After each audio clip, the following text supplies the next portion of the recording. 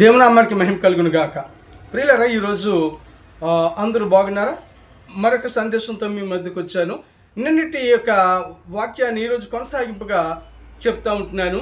అది మరి యోహాను చూసినట్టు దర్శనం ప్రకటన గ్రంథంలో 6వ అధ్యాయం 10వ వచనంలో మనం చూసినప్పుడు 5వ ముద్ర విప్పినప్పుడు యోహాను భక్తుడు చూస్తుంటున్నాడు. ఆ యొక్క విషయంలో ఏమని వ్రాయబడింది అనగా, ఇక్కడ దేవుని వాక్యము నిమిత్తమును తామిచ్చిన సాక్ష్యము నిమిత్తమును వధింపబడబోవు ఆత్మలుగు బలిపీఠము కింద చూచితిని అని యోహాను చెప్తున్నాడు. ప్రియులరా, యోహానికి ఆ దర్శనములో అతను చూస్తూ బలిపీఠకు ఉన్నటువంటి బలిపీఠము క్రింద ఉన్నటువంటి ఆత్మను చూస్తూ ఉన్నారు. వీరెవరు నేను తెలుసుకున్నాను కదండి. వీరు ఎవరు అనగా పాత నిబంధన భక్తులు ఆ యొక్క బలిపీఠం కింద ఉన్నట్లుగా మనం చూస్తూ ఉంటున్నాం. మరి ఆ యొక్క ఆత్మలో వారు వధింపబడిన ఆత్మలు అనగా జకర్యా, మరి హేబేలు రక్తము కాడ నుంచి మరి జకర్యా వరకు కూడా వధింపబడినటువంటి అనేకమైన పాత నిబంధన భక్తులు హింసించబడ్డారు. వారు హతసాక్షులు అయ్యారు. అయితే వారు ఏమంటున్నారంటే, ఇప్పుడు మా రక్తం నిమిత్తము మీరు ఎందాక మరి తీర్పు తీర్చక ఉండవు అంటున్నారు. అవును ప్రియులరా, ఇలాంటి ఒక సందర్భం ఒకటి ఉంటుందా అంటే సందర్భం ఉండనే ఉంటుంది.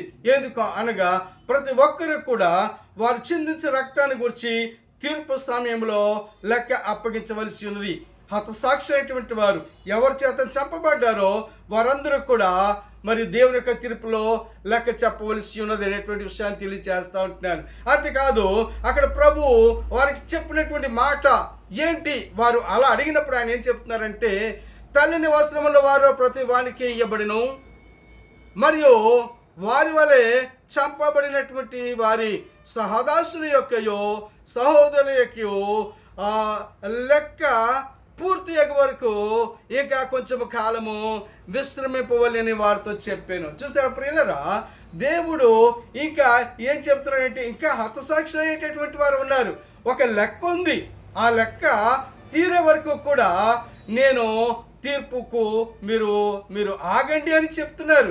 కనుక ప్రియులరా, ఇప్పుడు కృపా ఆ యొక్క యెహోవా కాలంలోనే కాకుండా ఇప్పుడు ఈ యొక్క మరి కృపాకాలంలో కూడా నిన్నటిదాకా మొన్నటిదాకా హతసాక్షులైనటువంటి దైవజనులు, సేవకులు అందరూ కూడా రేపటి దినాన్న అక్కడ దేవుని అడిగినప్పుడు ప్రతి ఒక్కరు వారు చెందించిన రక్తాన్ని బట్టి లెక్క అప్పగించాలి. అయిపోయిందిలే అనుకోవచ్చు. కానీ ప్రియులరా, సంహరించిన వారికి మాత్రము దేవుని దగ్గర తీర్పు ఉన్నది.